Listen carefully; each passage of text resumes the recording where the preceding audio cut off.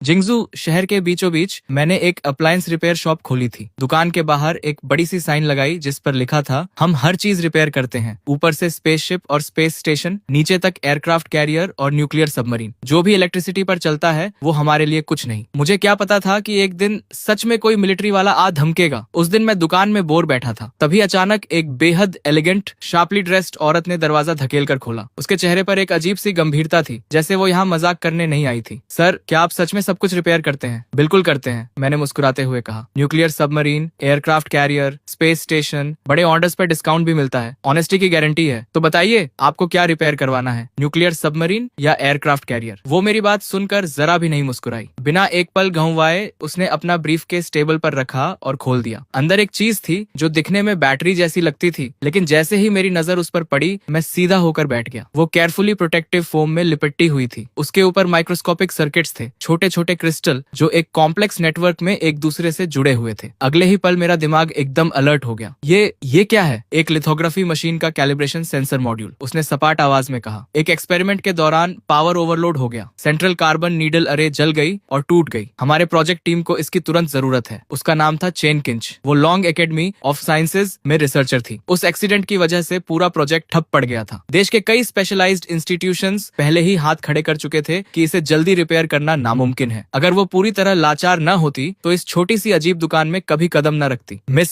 मैंने थोड़ा रुककर कहा, आप गलत जगह तो नहीं आ गई? हम यहाँ हाउस होल्ड अप्लायंसेज रिपेयर करते हैं। शायद पड़ोस की हार्डवेयर शॉप आपके ज्यादा काम आए। चेन किंच ने मेरा वो बेबस चेहरा देखा और उसकी आखिरी उम्मीद की किरण भी बुझ गई। उसने एक गहरी सांस ली, ब्रीफकेस उठाई और जाने लगी। सच ही तो था, देश के बड़े बड़े स्पेशलाइज्ड इंस्टीट्यूट्स हाथ खड़े कर चुके थे, तो एक साधारण रिपेयर वाला क्या करेगा? तभी मैंने मजाक छोड़ा। 6 महीने पहले मैं इस दुनिया में आया था और इस दुकान का मालिक बन गया था। साथ में मिली थी एक इनफाइनाइट रिपेयर सिस्टम। इन महीनों में बहुत अजीब अजीब चीजें देखी थी, लेकिन इतनी सोफिस्टिकेटेड चीज कभी नहीं आई थी। ये मौका मैं कैसे जाने देता? आपके पास जो कंपोनेंट है उससे लग रहा है ये C7 टाइप की लिथोग्राफी मशीन का हिस्सा है। चेन किंच एकदम रुक गई, जैसे पैर जमीन से चिपक गए हों। मॉडल बता सकते हो? इम्पैक्ट के वक्त पीक वैल्यू कितनी थी, कितने नैनो सेकेंड्स तक रही, और प्रोब अरे के अलावा कोई और पार्ट डैमेज हुआ? ये सुनकर चेन किंच की सांसें थम गईं। उसे अपने कानों पर यकीन नहीं हो रहा था। एक अप्लायंस रिपेयर शॉप का मालिक इतने पॉइंटेड क्लासिफाइड सवाल पूछ रहा था। क्रिएट वैल्यू नॉर्मल पावर की 15 गुना थी, उसने धीरे से कहा। इम्पैक्ट लगभग 3 से 5 नैनो सेकंड तक रही। बाकी कंपोनेंट्स का सेल्फ डायग्नोसिस नॉर्मल है। हम रिपेयरेबल है, लेकिन सस्ती नहीं होगी। पैसे की चिंता मत करो, बस फिक्स कर दो, मैं तुरंत फंडिंग अरेंज करती हूँ। मैंने हल्की सी मुस्कान के साथ 5 उंगलियां उठाई। 5 मिलियन या चेन 15? उसने दांत भींचे। कीमत बेतुकी थी, लेकिन अभी उसके पास नेगोशिएट करने का कोई ऑप्शन नहीं था। क्या सोच रही हो? 5 मिलियन नहीं, 500 युआन, 1 रुपया कम नहीं। और